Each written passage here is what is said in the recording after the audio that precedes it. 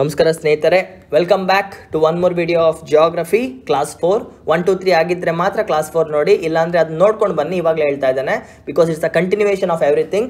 So ನಾವು formation of universe ಬಗ್ಗೆ ಮಾತಾಡ್ತಾ ಇದ್ವಿ. So let's continue about it. Before that ನಾನು ಈ ಟಾಪಿಕ್ದು ನೋಟ್ಸ್ ಏನಿದೆ ಫಾರ್ಮೇಷನ್ ಆಫ್ ಯೂನಿವರ್ಸ್ ರೆಡಿ ಮಾಡಿದ್ದೇನೆ. ಇದನ್ನು ನಾನು ಏಮ್ IAS ಕನ್ನಡ ನನ್ನ ಟೆಲಿಗ್ರಾಮ್ ಅಕೌಂಟಲ್ಲಿ ಹಾಕ್ತಾ ಇದ್ದೇನೆ. So you better join and get it. By Saturday ಬರುತ್ತೆ ಈ ನೋಟ್ಸ್, ಆಯಿತಾ? ಫುಲ್ಲಿ ಕಾಂಪ್ರಿಹೆನ್ಸಿವ್ ನೋಟ್ಸ್ ಕಳಿಸ್ತಾ ಇದ್ದಾನೆ ವಿತ್ ಡಯಾಗ್ರಾಮ್ಸ್, ಬ್ಯೂಟಿಫುಲ್ ಆಗಿರುತ್ತೆ. ಸೊ ಅದು ತಗೊಳ್ಳಿ. ಇವಾಗ ಕಮಿಂಗ್ ಬ್ಯಾಕ್ ನೋಡಿ, ನಾವು ಈ ಜಗತ್ತಿನ ಸೃಷ್ಟಿ ಹೇಗಾಯ್ತು ಅಂತ ಮಾತಾಡ್ತಾ ಇದ್ದೆ. ಮೋನೋಯಿಸ್ಟಿಕ್ ಥಿಯರಿ ಬಗ್ಗೆ ಮಾತಾಡಿದೆ, ಮ್ಯಾನುವಲ್ ಕ್ಯಾಂಟ್ ಅವರು ಮತ್ತು ಲ್ಯಾಪ್ಲಾಸ್ ಅವ್ರು ಕೊಟ್ಟಿದ್ರು. ಆ್ಯಂಡ್ ಡ್ಯುಯಲಿಸ್ಟಿಕ್ ಥಿಯರಿ ಬಗ್ಗೆ ಕೂಡ ಮಾತಾಡಿದೆ, ಚಾಂಬರ್ಲೇನ್ ಆ್ಯಂಡ್ ಮೌಂಟೇನ್ ಅವ್ರು ಕೊಟ್ಟಿದ್ರು. ಸೊ ನೆಕ್ಸ್ಟ್ ಥಿಯರಿ ಏನಂತಂದರೆ ಇದು ಕೂಡ dualistic theory. The next theory is also dualistic. ಅಂದರೆ ಎರಡು ದೇಹಗಳ ಪರಸ್ಪರ ಮ್ಯೂಚುವಲ್ ಅಂಡರ್ಸ್ಟ್ಯಾಂಡಿಂಗಿಂದ ಈ ಜಗತ್ತಿನ ಸೃಷ್ಟಿ ಆಯಿತು ಅಂತ ಈ ಥೀಸಿಸ್ನ ಕೊಟ್ಟಿದ್ದು ಫ್ರೆಡ್ ಹಾಯ್ಲೆ ಅವರು. The name of the next thesis author is Fred Hoyle ಅವರು. ಈ ಥೀಸಿಸ್ನ ಸೂಪರ್ ನೋವಾ ಥೀಸಿಸ್ ಅಂತ ಕರೀತಾರೆ. ಇದನ್ನು ಸೂಪರ್ ನೋವಾ ಥೀಸಿಸ್ ಅಂತ ಕರೀತಾರೆ. ಸೂಪರ್ ನೋವಾ ಥೀಸಿಸ್ ಏನಿದು? ಸೂಪರ್ ನೋವು ಸಿಕ್ಕಾಪಟ್ಟೆ ನೋವಾ ಅಂತ ಅಲ್ಲ, I explain.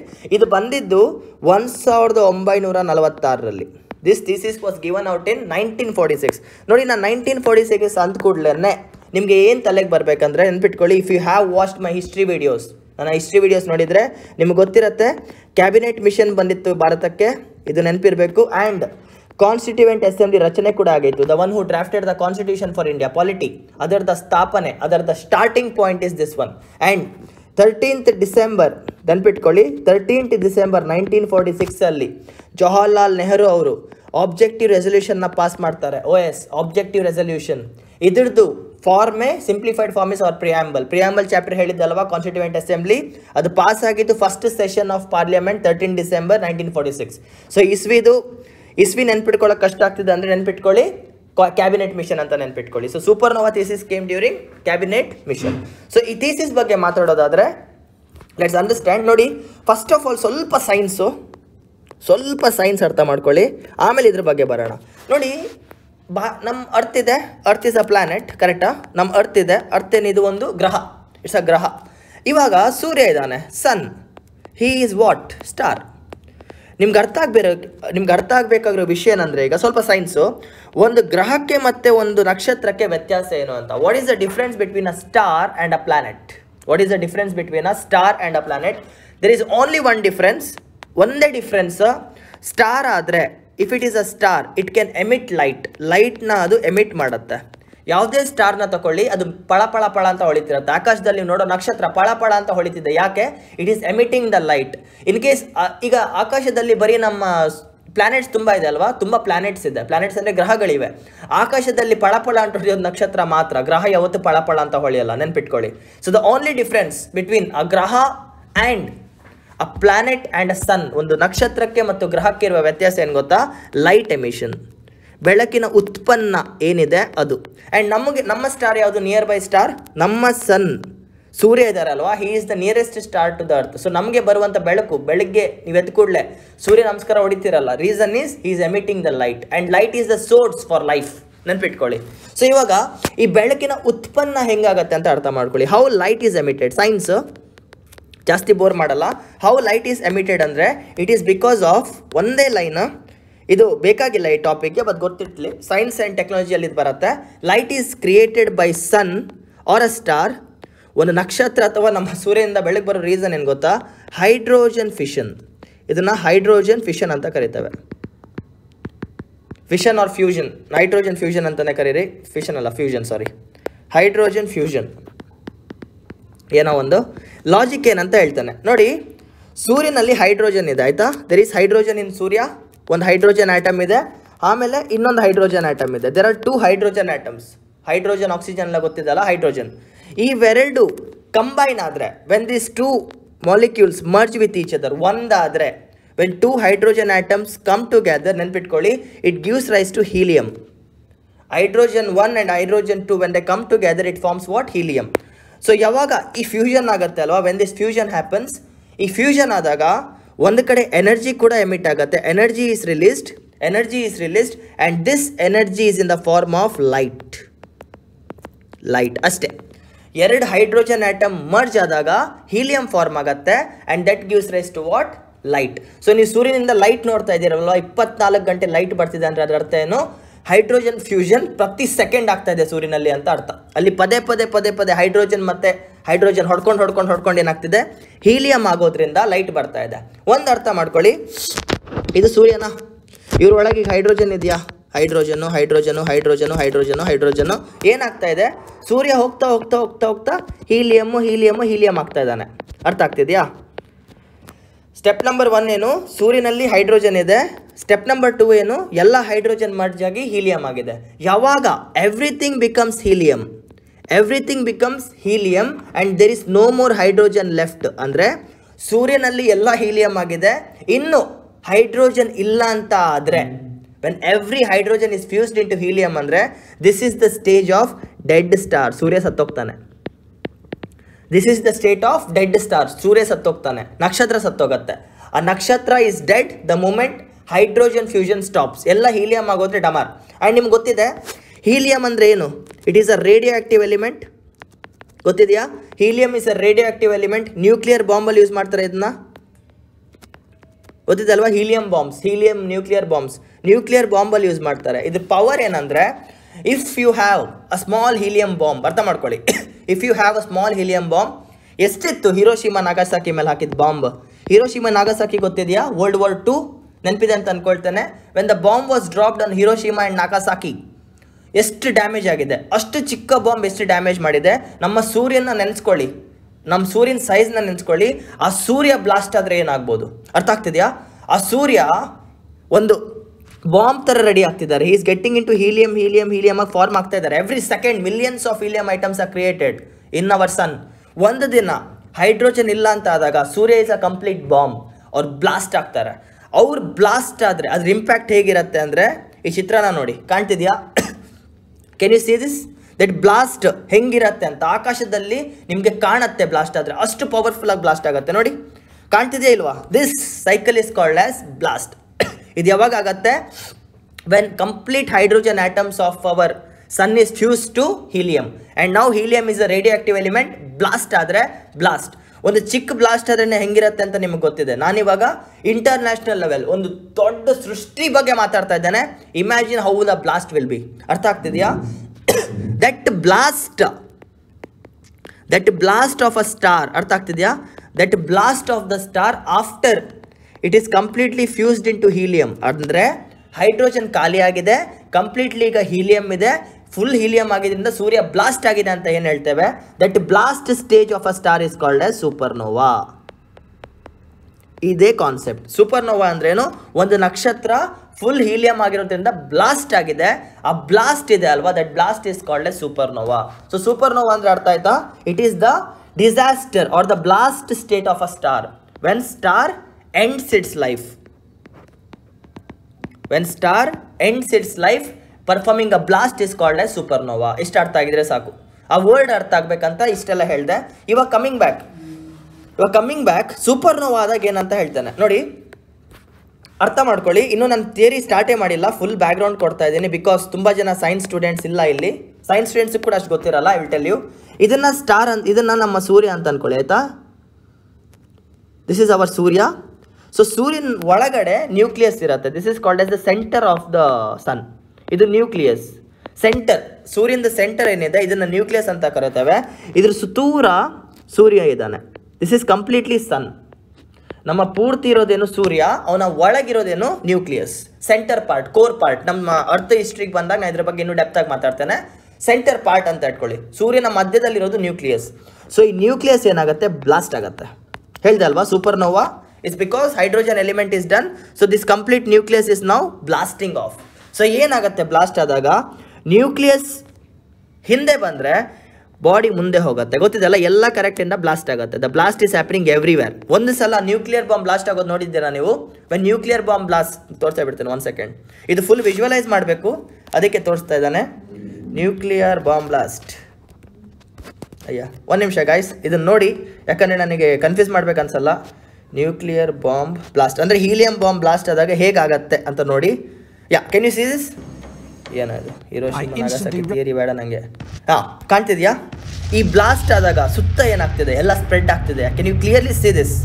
when the flash ಇದು hit you. ಜಸ್ಟ್ You ಒಂದು could ಚಿಕ್ಕ see ಬಾಂಬ್ the ಹಾಕಿದಕ್ಕೆ ಆಗ್ತಾ X-rays. ಇದೆ. ಇಮ್ಯಾಜಿನ್ ಸೂರ್ಯ ಬ್ಲಾಸ್ಟ್ ಆದ್ರೆ ಏನಾಗ್ಬೋದಂತ. ಸೊ ಏನಾಗತ್ತೆ ಹಂಗಾದಾಗ, ಸೂರ್ಯನಲ್ಲಿರುವಂಥ ಪಾರ್ಟಿಕಲ್ಸ್ ಡಸ್ಟ್ ಆಗಿ ಪುಡಿ ಪುಡಿಯಾಗಿ ಎಲ್ಲ ಕಡೆ ಹೋಗುತ್ತೆ, ಹೌದಾ ಅಲ್ವಾ? It will spread across the universe. ಆಕಾಶದ ಎಲ್ಲ ಕಡೆನೂ ಇದಿರುತ್ತೆ ಡಸ್ಟ್ ಪಾರ್ಟಿಕಲ್. ಸೂರ್ಯ ತುಂಡು ತುಂಡು ತುಂಡು ತುಂಡುಂಡಾಗಿ ಫುಲ್ ಫಾಸ್ಟಾಗಿ ಬ್ಲಾಸ್ಟ್ ಆಗ್ತಾನೆ. ಎಷ್ಟು ಕಿಲೋಮೀಟರ್ ಪರ್ ಸೆಕೆಂಡ್ ಅಂತ ಕೂಡ ನಿಮ್ಗೆ ಗೊತ್ತಾಗಲ್ಲ. ಇಡೀ ಆಕಾಶದಲ್ಲಿ ಸೂರ್ಯ ಇರ್ತಾನೆ. ಭೂಮಿ ಗೊತ್ತಲ್ಲ, ಇದು ಹೋದಂಗೆ. ಸೂರ್ಯ ಹೋದರೆ ಭೂಮಿನೂ ಹೋಯ್ತು, Mercury, Venus, Earth, Mars, Jupiter ಎಲ್ಲ ಹೋಯ್ತು. ಎಷ್ಟೋ ಕೋಟಿ ಕಿಲೋಮೀಟರ್ವರೆಗೂ ಇಂಪ್ಯಾಕ್ಟ್ ಇರುತ್ತೆ. ಇದು ಗೊತ್ತಿದ್ರೆ ಸಾಕು. ಸೊ ನಾವು ಲೆಟ್ ಮಿ ಟೆಲ್ ಯು, ಅರ್ಥ ಆಯ್ತಲ್ಲ? ಸೂಪರ್ ನೋವಾ ಅಂದರೆ ಬ್ಲಾಸ್ಟ್ ಆಫ್ ದ ಸನ್. ಅದ್ರದ್ದು ಇಂಪ್ಯಾಕ್ಟ್ ಏನಾಗುತ್ತೆ, ಎಲ್ಲ ಪುಡಿ ಪುಡಿಯಾಗಿ ಈ ಅಂತರಿಕ್ಷದೆಲ್ಲ ಕಡೆ ಸ್ಪ್ರೆಡ್ ಆಗುತ್ತೆ. That is supernova. ಈ ಡಯಾಗ್ರಾಮ್ ನೋಡಿದ್ರೆ ನಿಮ್ಗೆ ಗೊತ್ತಾಗುತ್ತೆ, ದಟ್ ಈಸ್ ಸೂಪರ್ ನೋವಾ. ಕಾಣ್ತಿದ್ಯಾ ಯಾವ ರೇಂಜಿಗೆ ಬ್ಲಾಸ್ಟ್ ಆಗುತ್ತೆ ಅಂತ? You people can imagine. ನಮ್ಮ ಸೂರ್ಯ ಬ್ಲಾಸ್ಟ್ ಆದ್ರೆ ಏನಾಗುತ್ತೆ ಅಂತ ಯು ಪೀಪಲ್ ಕ್ಯಾನ್ ಇಮ್ಯಾಜಿನ್. ಜಾಸ್ತಿ ಹೇಳಲ್ಲ. ನಾವು I will come back to the thesis. So ಇವ್ರು ಹೇಳ್ತಿದ್ದಾರೆ, ಫ್ರೆಡ್ ಅವ್ರು ಏನು ಹೇಳ್ತಾರೆ ಅಂದರೆ, ನಾವು I am talking about super Nova thesis. ಈ ಪ್ರಪಂಚ ಹೆಂಗೆ ಬಂತಂತ ಸೂಪರ್ ನೋವಾ ಥೀಸಿಸ್ ಪ್ರಕಾರ ಹೇಳ್ತಾನೆ. ಸೊ ಇವ್ರು ಏನು ಹೇಳ್ತಾರೆ ಅಂದರೆ, ಸರ್ ನನ್ನ ಥೀಸಿಸ್ ತುಂಬ ಸಿಂಪಲ್ ಸರ್, ನನ್ನ ಥೀಸಿಸ್ ತುಂಬ ಸಿಂಪಲ್, ಏನಿಲ್ಲ. It was two body thesis. ಅದೇನಂದರೆ, ನಮ್ಮ ಸೂರ್ಯ ಇದ್ದಾರೆ sir, we had our sun. ಅವ್ರು ಹೇಳ್ತಾರೆ ನಮ್ಮ ಸೂರ್ಯ ಇದ್ದಾರೆ, there was a sun. Okay, there was a sun.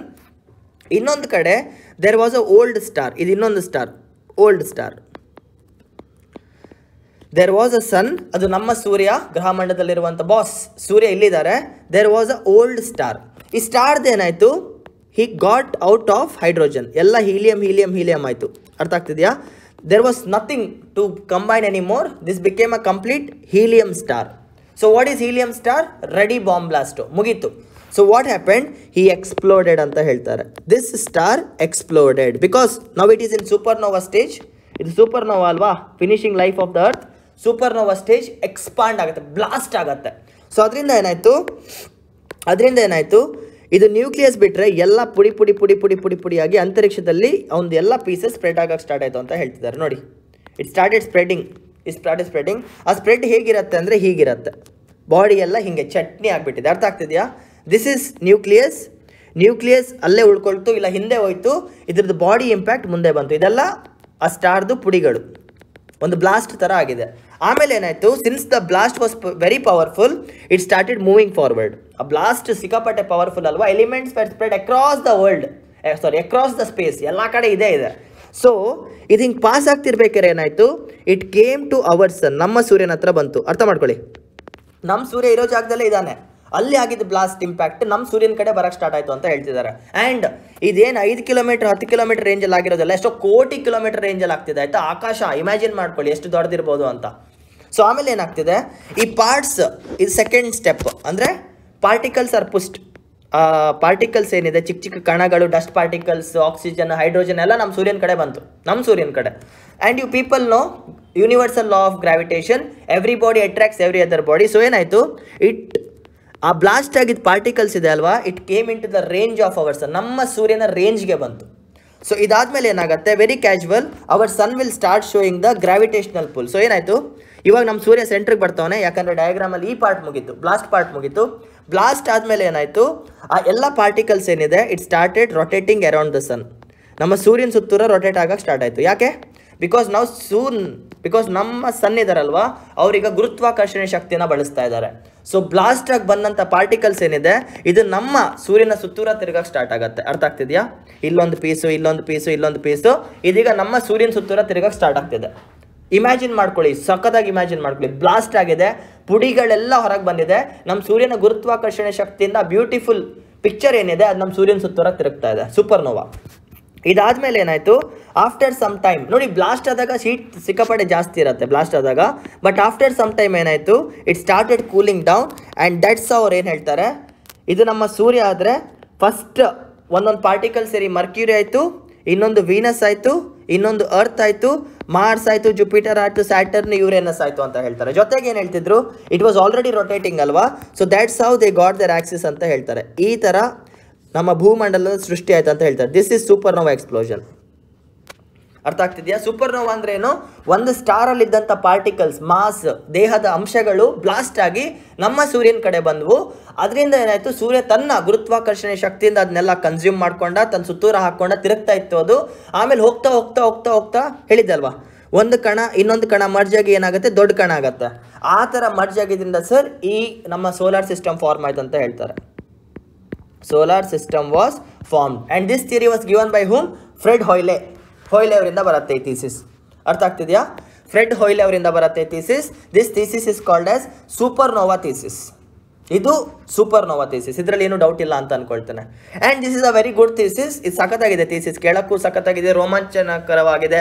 ಇನ್ನೊಂದು ಸೂರ್ಯ ಬ್ಲಾಸ್ಟ್ ಆಗಿ, ಆ್ಯಂಡ್ ರಿಮೆಂಬರ್ ನಮ್ಮ ಸೂರ್ಯ ಕೂಡ ಒಂದಿನ ಬ್ಲಾಸ್ಟ್ ಆಗ್ತಾರೆ. But can someone tell me why our sun is not blasted yet? ನಮ್ಮ ಸೂರ್ಯ ಯಾಕಿನ್ನೂ ಬ್ಲಾಸ್ಟ್ ಆಗಿಲ್ಲ ಅಂತ ಯಾರು ಕೇಳಿದ್ರೆ ನೆನ್ಪಿಟ್ಕೊಳ್ಳಿ, ಅವರ್ ಸೂರ್ಯ ಇಸ್ ಸ್ಟಿಲ್ ಹ್ಯಾವಿಂಗ್ ಹೈಡ್ರೋಜನ್. ಇವ್ರ ಒಳಗೆ ಇನ್ನೂ ಹೈಡ್ರೋಜನ್ ಇದೆ, ಅಲ್ಲಿ ಹೈಡ್ರೋಜನ್ ಇನ್ನೂ ಫ್ಯೂಸ್ ಆಗ್ತಾ ಇದೆ, ಅಲ್ಲಿ ಹೀಲಿಯಂ ಫಾರ್ಮೇಷನ್ ಆಗ್ತಾ ಇದೆ. ಇದಕ್ಕೆ ಪ್ರೂಫ್ ಏನು?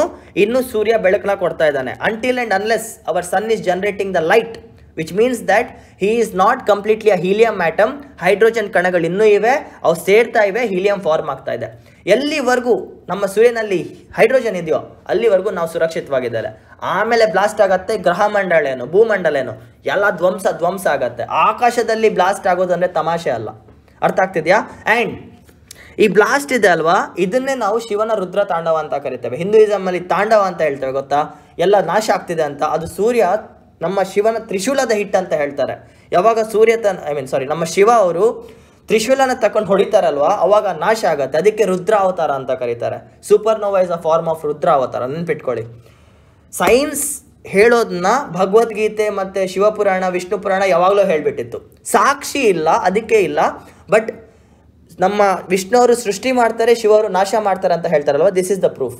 ಈ ಬ್ಲಾಸ್ಟ್ ಏನಿದೆ ನೋಡಿ, ಈ ಆಕಾಶದಲ್ಲಾಗುವಂಥ ಬ್ಲಾಸ್ಟ್ ಏನಿದೆ, ಇದು ಶಿವನ ತ್ರಿಶೂಲದ ಹೊಡೆತ ಅಂತ ಹೇಳ್ತಾರೆ. ಅಕಾರ್ಡಿಂಗ್ ಟು ಅವರ್ ಧರ್ಮಾಸ್, ನಮ್ಮ ಹಿಂದೂ ಗ್ರಹ ಪುರಾಣಗಳು, ಅದರ ಇಂಪ್ಯಾಕ್ಟ್ ಇದು. I hope this is very clear. ನೋಡಿ, ಸೂಪರ್ನೋವಾ ಬ್ಲಾಸ್ಟ್, ಅದು ತ್ರಿಶೂಲ ಹೋಗ್ದಂಗೆ ಅನಿಸ್ತಿಲ್ವಾ, ತ್ರಿಶೂಲ ಬಂದು ಹೊಡೆದಂಗೆ ಅನಿಸ್ತಿಲ್ವಾ? ಇದೇ ಒಂದು ಕಾನ್ಸೆಪ್ಟ್. This is supernova. 1946 ಬಂದಿತ್ತು. ಸೂಪರ್ನೋವಾ ಅಂದ್ರೆ ಏನು? The blast. You can clearly see it. ತ್ರಿಶೂಲ ಪಾಶ ಆದಂಗೆ ಅನ್ಸುತ್ತೆ. ಶಿವ ತ್ರಿಶೂಲ ತಗೊಂಡು ಹೊಡೆದಿದ್ದಾರೆ, ಆ ತ್ರಿಶೂಲ ಒಂದು ನಕ್ಷತ್ರನ ಹೊಡಿತಾ ಇದೆ ಅನ್ನೋ ಥರ ಒಂದು ವಿಷನ್ ಇರುತ್ತೆ. ಓಕೆ, ಈಗ ನೆಕ್ಸ್ಟ್ ಇದಾದ್ಮೇಲೆ ಬರುವಂಥ the most important thesis that you people are really excited to know is Big Bang thesis. So ಬನ್ನಿ ಬಿಗ್ ಬ್ಯಾಂಗ್ ಥೀಸಿಸ್ ಸ್ಟಾರ್ಟ್ ಮಾಡೋಣ. ಅದಕ್ಕಿಂತ ಮೊದಲು ಒಂದೇ ನಿಮಿಷ ವಿಡಿಯೋ ಪಾಸ್ ಮಾಡ್ತಾ ಇದ್ದೀನಿ, ಗಂಟ್ಲು ನೋವ್ತಾ ಇದೆ. ಬಟ್ ನೆನ್ಪಿಟ್ಕೊಳ್ಳಿ, ಸೂಪರ್ ನೋವಾ ಅಂದರೆ ನಕ್ಷತ್ರ ಸತ್ತೋಗೋದು. ಅದಕ್ಕೆ ನಮ್ಮ ಹಿಂದೂ ಪುರಾಣಗಳು ಏನಂತಾರೆ, ಶಿವನ ತ್ರಿಶೂಲ ಬಂದು ಒಂದು ಸೃಷ್ಟಿನ ನಾಶ ಮಾಡ್ತಾ ಇದೆ. ಅದಕ್ಕೆ ಇದು ಈ concept. Supernova is based on Hinduism ಅಲ್ಲಿ ನೋಡಿದ್ರೆ ನೀವು ಇದು ಶಿವನ ತ್ರಿಶೂಲ ಅಂತ ಹೇಳ್ಬೋದು, ಇಲ್ಲ ವಿಷ್ಣುವಿನ ಚಕ್ರ ಅಂತ ಹೇಳ್ಬೋದು. ತೆಗಿತಾ ಇದ್ದಾರೆ, ಎತ್ತಾ ಇದ್ದಾರೆ ಅಂತ. Because Shiva is the destructor according to Hinduism. ನೋಡಿ, ಇದು ಏನಂತ ಹಿಂದೂಯಿಸಮ್ನ ತಗೊಬರ್ತಾನೆ ಮಹಾನ್ ಭಾವ ಅಂತ ಅನ್ಕೋಬೇಡಿ, ಗೊತ್ತಿರಲಿ ಅಂತ ಹೇಳ್ತಾ ಇದ್ದಾನೆ. ಇದು ನಕ್ಷತ್ರ. ಇಲ್ಲಿ ಪಾಪಗಳು ಜಾಸ್ತಿ ಆಗಿದ್ರೆ, ಬೈ ಚಾನ್ಸ್ ಪಾಪಿ ಜಾಸ್ತಿ ಆಗಿದ್ರೆ, ಶಿವನ ತ್ರಿಶೂಲ ಬಂದು ಹೊಡೆದೋಗತ್ತೆ. ಅದಕ್ಕೆ ಸೂಪರ್ನೋವಾದಾಗ ಸೂರ್ಯ 2 ಪೀಸಾಗಿ ತುಂಡಾಗ್ತಾನೆ. ನೋಡಿ, ಅದು ತೋರಿಸ್ಬಿಡ್ತಾನೆ. ಸೂರ್ಯ 2 ಪೀಸಾಗಿ ತುಂಡಾಗ್ತಾನೆ, ಕಾಣ್ತಿದೆಯಾ? ಇದು 2 ಪೀಸಾಗಿ ತುಂಡಾಗೋದ್ರಿಂದ ಏನು ಅನ್ಕೋಬೇಕು ನೀವು, ಶಿವನ ತ್ರಿಶೂಲ ಬಂದು ಪಾಸ್ ಆಗಿ ಹೋಯ್ತು ಅಂತ. ಶಿವನ ರುದ್ರಾವತಾರದ ಇಂಪ್ಯಾಕ್ಟ್ ಇದು ಅಂತ ಅನ್ಕೋಬಹುದು ನೀವು. ಇದು ಕೂಡ ನಿಜಾನೇ. But scientifically what is it? Hydrogen helium atom fuse ಆಗಿದೆ, ಅದಕ್ಕೆ ಬ್ಲಾಸ್ಟ್ ಆಗಿದೆ ಅಂತ ನೀವು ವಿಜುವಲೈಸ್ ಮಾಡ್ಕೊಳ್ಳಿ. ಅರ್ಥ ಆಯ್ತಾ? But for now what is supernova? The end of the star. ಆ ಸ್ಟಾರ್ ಎಂಡ್ ಆದಾಗ ಏನಾಗುತ್ತೆ, ಸಿಡಿಯತ್ತೆ. ಆ ಸಿಡಿದಿದ್ದ ಪೀಸ್ಗಳೇನಾಯ್ತು, ನಮ್ಮ ಸೂರ್ಯನ ಗುರುತ್ವಾಕರ್ಷಣೆಗೆ ಬಂದವು, ಅವ್ನ ಸುತ್ತ ತಿರ್ಗಕ್ಕೆ ಸ್ಟಾರ್ಟ್ ಆದವು, ಆಮೇಲೆ ಕೂಲ್ ಡೌನ್ ಆಯಿತು, ಆಮೇಲೆ ನಮ್ಮ ಸೋಲಾರ್ ಸಿಸ್ಟಮ್ ಫಾರ್ಮ್ ಆಯ್ತು ಅಂತ ಯಾರು ಹೇಳ್ತಿದ್ದಾರೆ? ಫ್ರೆಡ್ ಅವ್ರು ಹೇಳ್ತಿದ್ದಾರೆ. ಯಾವಾಗ ಹೇಳ್ತಾ ಇದ್ದಾರೆ ಇದನ್ನ? 1946 ಹೇಳ್ತಾ ಇದ್ದಾರೆ. 1946 ಸೈಡ್ ಬೈ ಸೈಡ್ ಎಫೆಕ್ಟ್ ಏನು, ಕ್ಯಾಬಿನೆಟ್ ಮಿಷನ್ ಬಂದಿತ್ತು, ಕಾನ್ಸ್ಟಿಟ್ಯೂಯೆಂಟ್ ಅಸೆಂಬ್ಲಿ ಸ್ಟಾರ್ಟ್ ಆಗಿತ್ತು. 13th ಡಿಸೆಂಬರ್ 1946 ಆಬ್ಜೆಕ್ಟಿವ್ ರೆಸೊಲ್ಯೂಷನ್ ಕೂಡ ಪಾಸ್ ಆಗಿತ್ತು. ಇದೆಲ್ಲ ಗೊತ್ತಿರಬೇಕು. ನೋಡಿ, ನಾನು ಜಿಯೋಗ್ರಫಿಯಲ್ಲಿ ಬರೀ ಜಿಯೋಗ್ರಫಿ ಹೇಳಲ್ಲ, ಸೈನ್ಸ್ ಕೂಡ ಹೇಳ್ತಾನೆ, ಹಿಸ್ಟ್ರಿ ಕೂಡ ಹೇಳ್ತಾನೆ, ಪಾಲಿಟಿಕ್ ಕೂಡ ಹೇಳ್ತಾನೆ. I merge all my subjects so that you people have a holistic view of UPSC. Okay, so ಬನ್ನಿ ಬಿಗ್ ಬ್ಯಾಂಗ್ ಥಿಯರಿ ಸ್ಟಾರ್ಟ್ ಮಾಡೋಣ. ಬಟ್ ಒಂದೇ ನಿಮಿಷ ನೀರು ಕುಡ್ಕೊಂಡು ಬರ್ತಾನೆ. ಕಂಟಿನ್ಯೂ ಮಾಡೋಣ. So talking about the last thesis I want to talk about is definitely the most awaited, ನೀವೆಲ್ಲ ಇಷ್ಟು ದಿನ ಉಸಿರು ಕಟ್ಕೊಂಡು ನಿನ್ನಂಥ ಥೀಸಿಸ್, ಬಿಗ್ ಬ್ಯಾಂಗ್ ಥಿಯರಿ. ಈ ಹೆಸರನ್ನ ಎಲ್ಲರೂ ಕೇಳಿರ್ತಾರೆ, ಬಟ್ ಏನಂತ ಕರೆಕ್ಟಾಗಿ ಗೊತ್ತಿರಲ್ಲ. ಸೊ ನಾನು ಹೇಳ್ತಾ ಇದ್ದೇನೆ, ಬನ್ನಿ. ಮತ್ತೆ ಬಿಗ್ ಬ್ಯಾಂಗ್ ಥಿಯರಿಗೆ ಹೋಗೋಕ್ಕಿಂತ ಮುಂಚೆ ನಾನು ಸ್ವಲ್ಪ ಫಿಸಿಕ್ಸ್ನ ಹೇಳಬೇಕು. 3 ಪದ ಹೇಳ್ತೇನೆ, ಟ್ರೈ ಟು ಅಂಡರ್ಸ್ಟ್ಯಾಂಡ್. ಟೆಂಪರೇಚರ್ ಅಂದರೆ ಏನು? ಕನ್ನಡದಲ್ಲಿ ಟೆಂಪ್ರೇಚರ್ ಅಂದರೆ ಏನು? ಬಿಸಿ. ಎಷ್ಟು ಬಿಸಿ ಇದೆ ಒಂದು ದೇಹ ಅನ್ನೋದನ್ನ ಟೆಂಪ್ರೇಚರಿಂದ ನೋಡ್ತಾರೆ. ನಿಮಗೆ ಜ್ವರ ಬಂದಾಗ 104 ಡಿಗ್ರಿ ಸೆಲ್ಸಿಯಸ್ ಅಂತೀರಲ್ಲ, ಎಷ್ಟು ಉಷ್ಣ ಇದೆ ನಿಮ್ಮ ದೇಹದಲ್ಲಿ ಅನ್ನೋದನ್ನ ಟೆಂಪ್ರೇಚರ್ ಅಂತ ಹೇಳ್ತಾರೆ. The amount of heat is known as temperature. ಅಷ್ಟೇ ಟೆಂಪ್ರೇಚರ್ ಆಯಿತಾ. Next one volume. ವಾಲ್ಯೂಮ್ ಅಂದರೆ ಒಂದು ದೇಹ ಎಷ್ಟು ಜಾಗನ ಆಕ್ಯುಪೈ ಮಾಡ್ತಾ ಇದೆ ಅಂತ ಅರ್ಥ ಮಾಡ್ಕೊಳ್ಳಿ. ವಾಲ್ಯೂಮ್ ಅಂದ್ರೆ ಏನು? The size of the body ಅಂದ್ಕೊಳ್ಳಿ. Size of something, unit of something. ಗಾತ್ರ, ವಾಲ್ಯೂಮ್ ಅಂದರೆ ಗಾತ್ರ ಆಯಿತಾ. ಬಟ್ ಇಂಪಾರ್ಟೆಂಟ್ ಬರೋದು ಡೆನ್ಸಿಟಿ. ಡೆನ್ಸಿಟಿ ಅಂದರೆ ಏನು ನೋಡಿ, ನಿಮ್ಗೆ ಗೊತ್ತಿರತ್ತೆ. ಎವ್ರಿಥಿಂಗ್ ಇಸ್ ಮಾಲಿಕ್ಯೂಲ್ಸ್, ಗೊತ್ತಾ? ಪ್ರತಿಯೊಂದು ದೇಹನೂ molecules are tightly bond with each other. ಮಾಲಿಕ್ಯೂಲ್ನ ಕನ್ನಡದಲ್ಲಿ ಏನಂತಾರೆ ಅಂತ ನಂಗೆ ಗೊತ್ತಿಲ್ಲ, ಸೊ ಸಾರಿ. ಈ ಥರ ಇದು solid. When all the particles R tightly bound together it is solid. ಅರ್ಥ ಆಗ್ತಿದೆಯಾ? ಲಿಕ್ವಿಡ್ ಅಂದರೆ ಏನು? Molecules are a bit loosely bounded. ನೀರಲ್ಲಿ ಮಾಲಿಕ್ಯೂಲ್ಸ್ ಟೈಟ್ ಆಗಿರಲ್ಲ, ದಿಸ್ ಇಸ್ ವಾಟರ್. ಗ್ಯಾಸಲ್ಲಿ ಮಾಲಿಕ್ಯೂಲ್ಸ್ ಎಲ್ಲೆಲ್ಲೋ ಛಿದ್ರ ಆಗಿರುತ್ತೆ. ಇದು ಅರ್ಥ ಮಾಡ್ಕೊಳ್ಳಿ.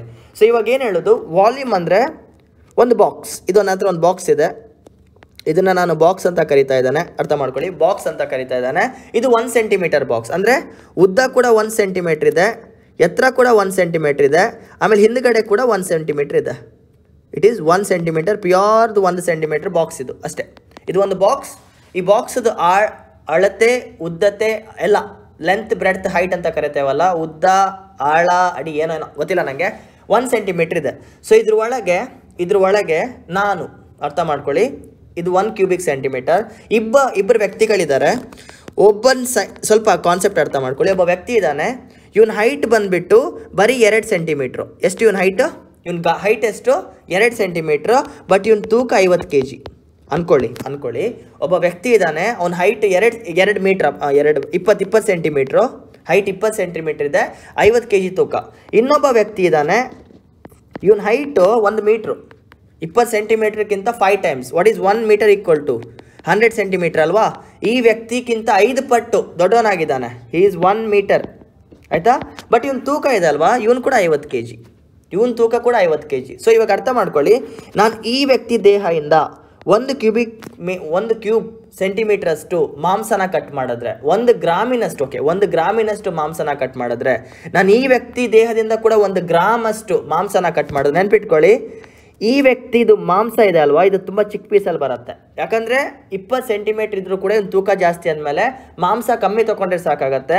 ಈ ನರಪೇತ ನಾರಾಯಣ ಇದ್ದಾನಲ್ವಾ, ಇವನು ಸ್ವಲ್ಪ ದೇಹ ಜಾಸ್ತಿ ಬರುತ್ತೆ, ಹೌದಾ ಅಲ್ವಾ? ಇವನು 1 ಸೆಂಟಿಮೀಟರ್ ಇಷ್ಟು, ಇವನು 1 ಸೆಂಟಿಮೀಟರ್ ಇಷ್ಟು, ಇವನು 1 ಗ್ರಾಮ್ ದೇಹ ಇಷ್ಟು, ಇವನು 1 ಗ್ರಾಮ್ ದೇಹ ಇಷ್ಟು. ಸ್ವಲ್ಪ ಅರ್ಥ ಮಾಡ್ಕೊಳ್ಳಿ. What is density? Density equal to mass per volume. Density ಅಂದ್ರೇನು? Mass per volume. ಭಯ ಪಡಬೇಡಿ. ವಾಲ್ಯೂಮ್ ಅಂದರೆ ನೀವು ಎಷ್ಟು ಕನ್ಸಿಡರ್ ಮಾಡ್ತಾ ಇದ್ದೀರಾ. 1 ಸೆಂಟಿಮೀಟರ್ ಕ್ಯೂಬಾ? ಫೈನ್. 1 ಸೆಂಟಿಮೀಟ್ರದ್ದು ಒಂದು ಬಾಕ್ಸ್ ಇದೆ ಅಂತ ಅಂದ್ಕೊಳ್ಳಿ, ಒಂದು ಚಿಕ್ಕ ಕವಡೆ ಇದೆ ಅಂತ ಅಂದ್ಕೊಳ್ಳಿ ಅಷ್ಟೇ. ಅದ್ರ ಒಳಗೆ ಮಾಸ್ ಅಂದರೆ ಅಷ್ಟೇ ಸೈಜ್ದು ಗಾತ್ರ ಹಾಕಿದ್ರೆ ಒಂದು ತೂಕ ಎಷ್ಟು ಅಂತ. ನಿಮ್ಗೆ ಡೆನ್ಸಿಟಿ ಅಂದರೆ ಅರ್ಥ ಆಗಬೇಕಂದ್ರೆ ವೆರಿ ಸಿಂಪಲ್ ಆಗಿ ಹೇಳ್ತೇನೆ. ಡೆನ್ಸಿಟಿಗೆ ಬೆಸ್ಟ್ ಎಕ್ಸಾಂಪಲ್ ನಿಮಗೆ ಸ್ಪಾಂಜ್ ಗೊತ್ತಾ? ಸ್ಪಾಂಜ್ ಬೇಡ, ಹತ್ತಿ ಗೊತ್ತಾ? ಕಾಟನ್ ಗೊತ್ತಾ? ಕಾಟನ್ ಹತ್ತಿ ಆಯಿತಾ. ಹತ್ತಿದು 1 ಸೆಂಟಿಮೀಟರ್ನ ಕ್ಯೂಬ್ ಆಗಿ ಮಾಡಿ, ಒಂದು ಹತ್ತಿದು ಪ್ರೆಸ್ ಮಾಡಿ 1 ಸೆಂಟಿಮೀಟರ್ ಕ್ಯೂಬ್ ಮಾಡಿ, 1 ಸೆಂಟಿಮೀಟರ್ದು ಕ್ಯೂಬ್ ಮಾಡಿ ಆಯಿತಾ. ಇನ್ನೊಂದು ಕಡೆ ರಾಗಿ ಮುದ್ದೆ ಗೊತ್ತಾ ನಿಮಗೆ? ರಾಗಿ ಮುದ್ದೆ ಬೆಸ್ಟು. ರಾಗಿ ಮುದ್ದೆ ಗೊತ್ತಾ? ರಾಗಿ ಮುದ್ದೆನ ಕೂಡ 1 ಸೆಂಟಿಮೀಟರ್ ಕ್ಯೂಬ್ ಆಗಿ ಕನ್ವರ್ಟ್ ಮಾಡಿ, ಪ್ರೆಸ್ ಮಾಡಿ. ಇದು ಹತ್ತಿನ 1 ಸೆಂಟಿಮೀಟರ್ ಕ್ಯೂಬಲ್ಲಿ ಹಾಕಿ, ಆಮೇಲೆ ರಾಗಿ ಮುದ್ದೆನ ಕೂಡ 1 ಸೆಂಟಿಮೀಟರ್ ಕ್ಯೂಬಲ್ಲೇ ಹಾಕಿ. ತೂಕ ಯಾರ್ದು ಜಾಸ್ತಿ ಇರುತ್ತೆ? ತೂಕ ಯಾರ್ದು ಜಾಸ್ತಿ ಇದೆ?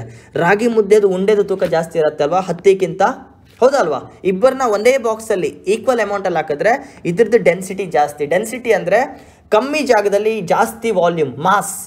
ತೂಕ weight divided by the volume ಅಷ್ಟೇ. ಡೆನ್ಸಿಟಿ ಅಂದರೆ ಮಾಸ್ ಪರ್ ವಾಲ್ಯೂಮ್. ಅರ್ಥ ಮಾಡ್ಕೊಳ್ಳಿ, ಮಾಸ್ ಪರ್ ವಾಲ್ಯೂಮ್. ಇನ್ನೊಂದು ಅರ್ಥ ಮಾಡ್ಕೊಳ್ಳಿ. ಸ್ವಲ್ಪ ಸೈನ್ಸ್ ಅನ್ಸ್ಬೋದು ನಿಮಗೆ, ಅಷ್ಟೇನು ಬೋರ್ ಆಗಲ್ಲ. ಇದು ಬೇಕಾಗಿಲ್ಲ ಇದು, ಬಟ್ ಅರ್ಥ ಮಾಡ್ಕೊಳ್ಳಿ ಸ್ವಲ್ಪ. ಡೆನ್ಸಿಟಿ ಅಂದರೆ ಏನು? Mass per volume. ಮಾಸ್ ಅಂದರೆ ತೂಕ, weight divided by what is the size of the box you are trying to take ಅಷ್ಟೇ. Mass per unit volume. So ಇದಕ್ಕೊಂದು ಎಕ್ಸಾಂಪಲ್ ಕೊಡಬೇಕಂದ್ರೆ ನಾನು ಒಂದು ನಿಮಿಷ ನೋಡೋಣ ವರ್ಕ್ ಆಗತ್ತಾ ಅಂತ. ನನ್ನ ಮುಖ ಕಾಣ್ಬಾರ್ದಪ್ಪ ಕ್ಯಾಮ್ರಾದಲ್ಲಿ ದೇವ್ರೆ. ನನ್ನ ಮುಖ ಕಾಣ್ತಿಲ್ಲ. ನಿಮ್ಗೆ ಡಬ್ಬ ಕಾಣ್ತಿದ್ಯಾ? ನಿಮ್ಗೆ ಓಕೆ, ಎಲ್ಲಿದೆಯಪ್ಪ ಕ್ಯಾಮ್ರಾ? ನಿಮ್ಗೆ ಡಬ್ಬ ಕಾಣ್ತಿದ್ಯಾ? ಈ ಡಬ್ಬ ಕಾಣ್ತಿದ್ಯಾ? ಈ ಡಬ್ಬದ ಒಳಗೆ ಅಣ್ಣ ಕ್ಯಾಮ್ರಾ ವರ್ಕ್ ಹೆಂಗೆ ರೋಲಿಂಗ್ ಇದೆಯಾ? ಇದು ರೋಲಿಂಗ್ ಆಫ್ ಆಯ್ತಾ? Still it's rolling, fine. ಎಲ್ಲೋಯ್ತು? ಈ ಡಬ್ಬ ಕಾಣ್ತಿದ್ಯಾ? ಈ ಡಬ್ಬದಲ್ಲಿ ನಾನು ಹತ್ತಿ ಹಾಕ್ತೀನಿ. ದಿಸ್ ಇಸ್ ದ ವಾಲ್ಯೂಮ್ ಎಷ್ಟಿದು? ಇದು 1 ಸೆಂಟಿಮೀಟರ್ ಬಾಕ್ಸ್ ಅನ್ಕೊಳ್ಳಿ. ಈಗ ಇದ್ರ ಒಳಗೆ ನಾನು ಹತ್ತಿ ಹಾಕ್ತಾ ಇದ್ದೇನೆ. ಇದನ್ನು ತೂಕ ಮಾಡ್ತೇನೆ. I will weigh it. ಇದ್ರ ಒಳಗೆ ಹತ್ತಿ ಹಾಕಿ ನಾನು ತೂಕ ಮಾಡ್ತಾ ಇದ್ದೀನಿ. ಎಷ್ಟೋ ಗ್ರಾಮ್ ಬಂತು. ಇದನ್ನು ತೆಗಿತೇನೆ. ಹತ್ತಿನ ಹೊರಗೆ ಹಾಕ್ತೇನೆ. ಈಗ ಫುಲ್ ಹತ್ತಿ ಇಸ್ ಗಾನ್. ಈ ಹತ್ತಿನೆಲ್ಲ ಹೊರಗೆ ಹಾಕಿದ್ದೇನೆ. ಇದ್ರ ಒಳಗೆ ನಾನು ಈಗ ಏನು ಹಾಕ್ತಾ ಇದ್ದೇನೆ? ರಾಗಿ ಮುದ್ದೆ ಹಾಕ್ತಾ ಇದ್ದೇನೆ. ಸೊ ಇದನ್ನು ರಾಗಿ ಮುದ್ದೆ ಅನ್ಕೊಳ್ಳಿ, ಬೇಜಾರಾಗಬೇಡಿ. ಇದು ರಾಗಿ ಮುದ್ದೆ. ನಾನು ಇದ್ರ ಒಳಗೆ ಮತ್ತೆ ರಾಗಿ ಮುದ್ದೆ ಹಾಕ್ತಾ ಇದ್ದೇನೆ. ರಾಗಿ ಮುದ್ದೆ ಹಾಕಿ ಕ್ಲೋಸ್ ಮಾಡ್ತಾ ಇದ್ದಾನೆ. ಇದ್ರ ವೆಯ್ಟ್ ಇವಾಗ ಚೆಕ್ ಮಾಡ್ತಾ ಇದ್ದಾನೆ. ಯಾರು ತೂಕ ಜಾಸ್ತಿ ಇರತ್ತೆ? ಹತ್ತಿ ಬಾಕ್ಸ್ ಜಾಸ್ತಿ ಇರತ್ತಾ ಇಲ್ಲ ರಾಗಿ ಮುದ್ದೆ ಜಾಸ್ತಿ ಇರತ್ತಾ? ರಾಗಿ ಮುದ್ದೆ ಜಾಸ್ತಿ ಇರತ್ತಲ್ವಾ? This is called as density. ಒಂದು ದೇಹದಲ್ಲಿ ಅದ್ರ ಮಾಂಸ ಹಾಕಿದ್ರೆ ಎಷ್ಟು ತೂಕ ಪ್ರೊಡ್ಯೂಸ್ ಮಾಡುತ್ತೆ ಅನ್ನೋದು ಮಾಸ್ ಪರ್ ವಾಲ್ಯೂಮ್ ಅಷ್ಟೇ. Mass per volume. ಮಾಸ್ ಅಂದ್ರೆ ಎಷ್ಟು ತೂಕ ಇದೆ ಈ ಬಾಕ್ಸ್ ಒಳಗೆ, ಆ ಹತ್ತಿದು, ಆ ಬಾಕ್ಸ್ ಸೈಜ್ ಎಷ್ಟು. This is called as density. ಅರ್ಥ ಆಗ್ತಿದ್ಯಾ? ಇದನ್ನ ಡೆನ್ಸಿಟಿ ಅಂತ ಕರೀತಾರೆ. ಇನ್ನೊಂದು ವಿಷಯ ಅರ್ಥ ಮಾಡ್ಕೊಳ್ಳಿ. ಈಗ coming back to the screen. Okay, ಇವಾಗ ಡೆನ್ಸಿಟಿ ಮತ್ತೆ ಮಾಸ್ ಪರ್ ಯೂನಿಟ್ ವಾಲ್ಯೂಮ್ ಏನಂತ ನಿಮ್ಗೆ ಅರ್ಥ ಆಗಿರುತ್ತೆ. I come back to one more topic. ನಾವು ಒಂದು ವಿಷಯ ನೆನ್ಪಿಟ್ಕೊಳ್ಳಿ. If the volume of a body is less, ಒಂದು ದೇಹದ ಸೈಜ್ ಕಮ್ಮಿ ಇದ್ರೆ ಅದ್ರ ಡೆನ್ಸಿಟಿ ಜಾಸ್ತಿ ಇರುತ್ತೆ ಅಷ್ಟೇ. If the size of the body is smaller, the density is larger. ಅಷ್ಟೇ, ಫಿನಿಶ್. ಒಂದು ದೇಹ ಚಿಕ್ಕದಾಗಿದ್ದರೆ ಅದ್ರ ಡೆನ್ಸಿಟಿ ಜಾಸ್ತಿ ಇರುತ್ತೆ ಅಂತ ಅರ್ಥ ಮಾಡ್ಕೊಳ್ಳಿ. ಒಂದು ದೇಹ ದೊಡ್ಡದಾಗಿದ್ದರೆ ಅದ್ರ ಡೆನ್ಸಿಟಿ ಕಮ್ಮಿ ಇರುತ್ತೆ ಅಂತ ಅರ್ಥ ಮಾಡ್ಕೊಳ್ಳಿ. ಫಿನಿಶ್, ಸಾಕು. ಇದಕ್ಕಿಂತ ಜಾಸ್ತಿ ಸೈನ್ಸ್ ನಾನು ಹೇಳೋದು ಇಲ್ಲ, ಬೇಕಾಗೂ ಇಲ್ಲ. ಮಾಸ್ ಪರ್ ಯೂನಿಟ್ ವಾಲ್ಯೂಮ್, ಒಂದು ಬಾಕ್ಸಿನಲ್ಲಿ ಎಷ್ಟು ಅಮೌಂಟ್ ಆಫ್ ಮ್ಯಾಟರ್ನ ಸ್ಟೋರ್ ಮಾಡ್ಬೋದು ಅಂತ ಅಷ್ಟೇ. Finish. Now let's come back to the thesis.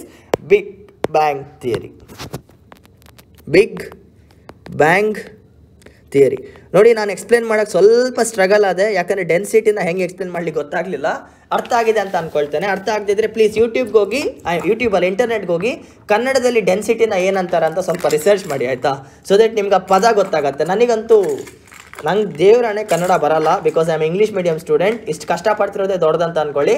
So coming back to the topic. ಇವಾಗ ನೋಡಿ, ನಮ್ಮ ಫ್ರೆಡ್ ಅವರು ಏನಂದರೆ ಓಕೆ, ಇದ್ರ ಹೆಸರು ಬಿಗ್ ಬ್ಯಾಂಗ್ ಥಿಯರಿ. ಇದನ್ನ ಕೊಟ್ಟವ್ರ ಹೆಸರು ಜಾರ್ಜ್ ಲೆಮಿಂಟ್ರೆ. ಜಾರ್ಜ್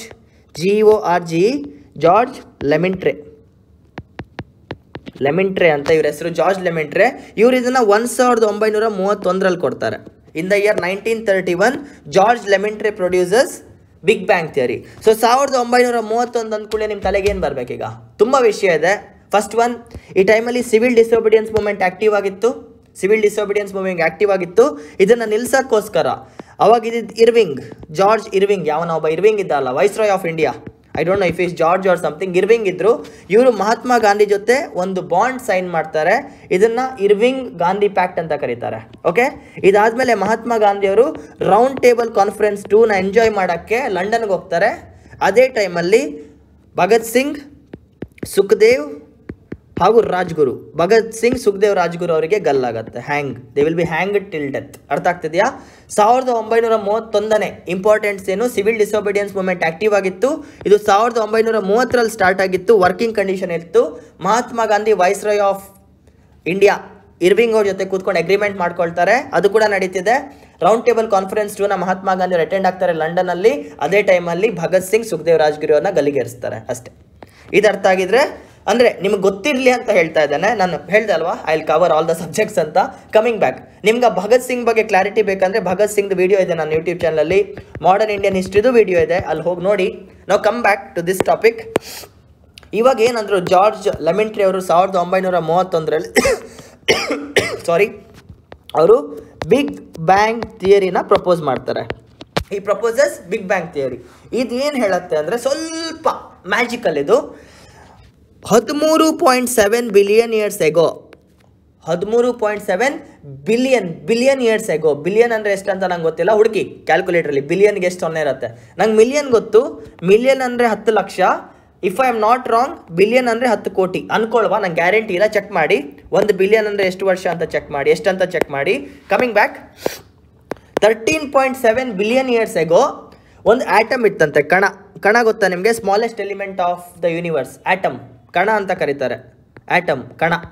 ಓಕೆ, ಒಂದು ಸ್ಮಾಲೆಸ್ಟ್ ಎಲಿಮೆಂಟ್ ಇತ್ತು, ಕಣ ಇತ್ತು, ಒಂದು ಸಿಂಗುಲರ್ ಆಟಮ್. ಓಕೆ, ಇದನ್ನ ಸಿಂಗುಲರ್ ಆಟಮ್, ಒಂದೇ ಕಣ ಇತ್ತಂತೆ. ಇದು ಆಕಾಶ, ಇದು ಕರಿ ಆಕಾಶ, ನಮ್ಮ ಆಕಾಶ ನೋಡಿ ಕಾಣ್ತಿದೆಯಲ್ಲ, ಅಲ್ಲಿ ಒಂದೇ ಒಂದು ಕಣ ಇತ್ತಂತೆ. ಓಕೆ, ಈ ಕಣದ್ದು ಟೆಂಪ್ರೇಚರ್ ಇದೆ ಅಲ್ವಾ, ಬಿಸಿ ಉಷ್ಣ, ಇದು ಇನ್ಫೈನೈಟ್ ಆಗಿತ್ತಂತೆ. ಎಷ್ಟಿದೆ ಅಂತ ಹೇಳೋಕ್ಕಾಗ್ತಿಲ್ಲ, ಸಿಕ್ಕಾಪಟ್ಟೆ ಜಾಸ್ತಿ ಬಿಸಿ ಇದೆ ಇದು.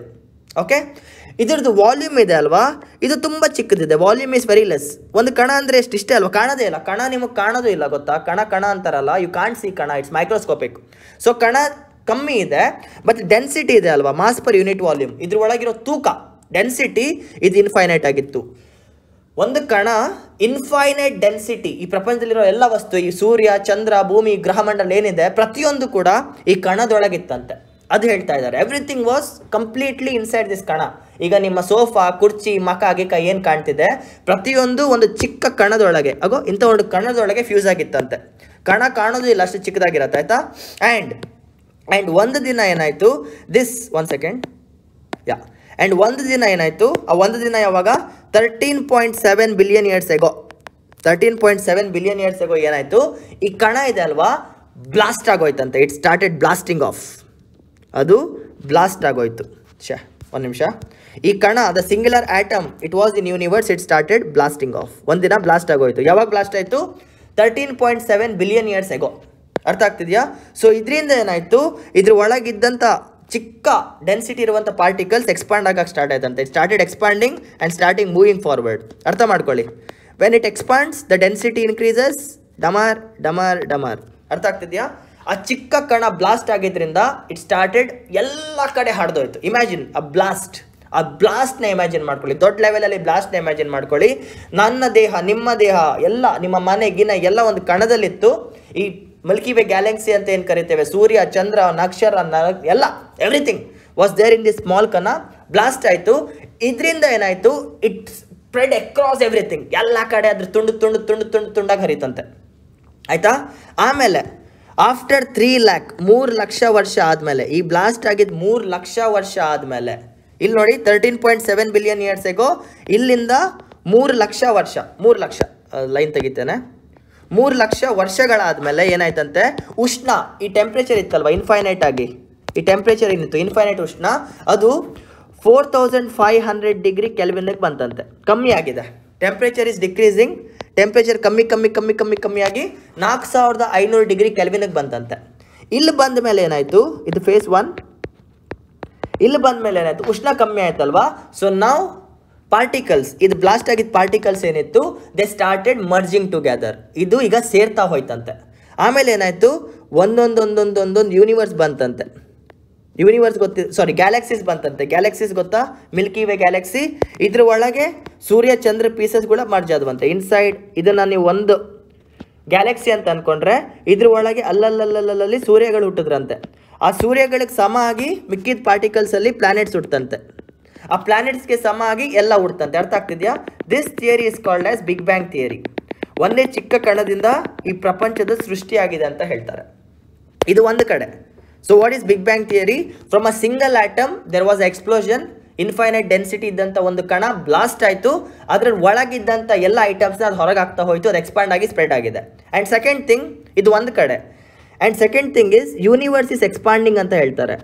ಈ ಬಿಗ್ ಬ್ಯಾಂಗ್ ಥಿಯರಿ ಬ್ಲಾಸ್ಟ್ ಏನಾಗಿದೆ, ಇದಿನ್ನೂ ಮುಗ್ದಿಲ್ಲ ಅಂತೆ, ನಡೀತಾ ಇದೆಯಂತೆ. ಈಗ 2023ನೇ ಇಸ್ವಿಯಲ್ಲಿ ಏನೇನೈತೆ ಇದಿವೆ, it's still going on. Big bang ಥಿಯರಿನೂ ಮುಗ್ದಿಲ್ಲ ಅಂತ, ನಡೀತಾ ಇದೆಯಂತೆ.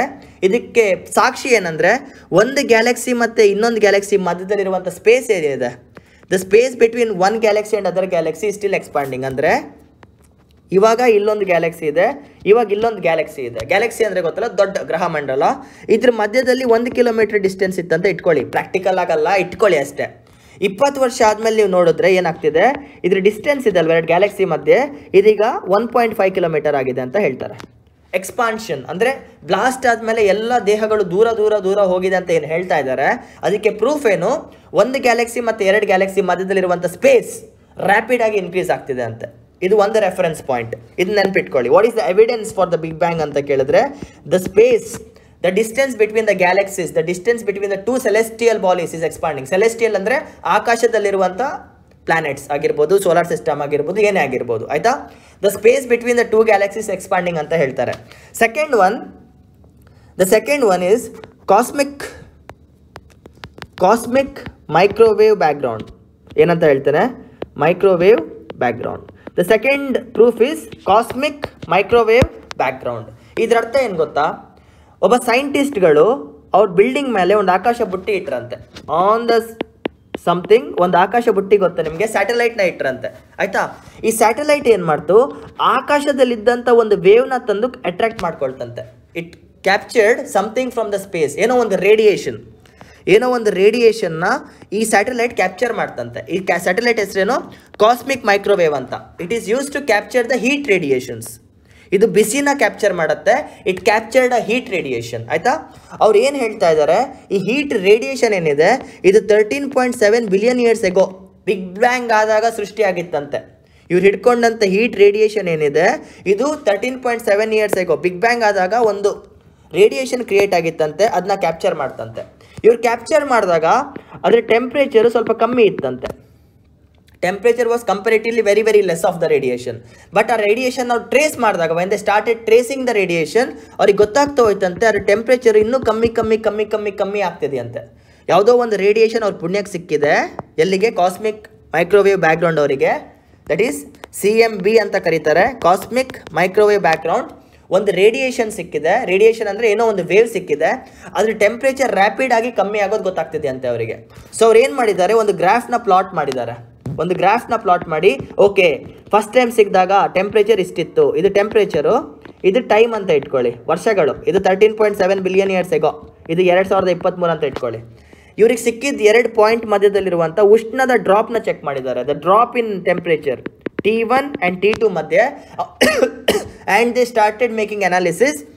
ಅವ್ರು ಹಿಂದೆ ಹೋದಷ್ಟು ಟೆಂಪ್ರೇಚರ್ ಜಾಸ್ತಿ ಹೋಯ್ತಂತ. ಅಂದರೆ ಗೆಸ್ ಮಾಡ್ತಾ ಹೋಗಿದ್ದಾರೆ. ಓಕೆ 1 ಲಕ್ಷ ವರ್ಷ ಹಿಂದೆ ಎಷ್ಟಿರ್ಬೋದು, 2 ಲಕ್ಷ ವರ್ಷ ಹಿಂದೆ ಎಷ್ಟಿರ್ಬೋದು, 3 ಲಕ್ಷ ವರ್ಷ ಹಿಂದೆ ಎಷ್ಟಿರ್ಬೋದು, ಅಂದರೆ ಟೆಂಪ್ರೇಚರ್ ಈಸ್ ಗೋಯಿಂಗ್ ಹೈ ಅಂತ ಹೇಳ್ತಿದ್ದಾರೆ. ಸೊ ಅವ್ರು ಏನು ಹೇಳ್ತಿದ್ದಾರೆ?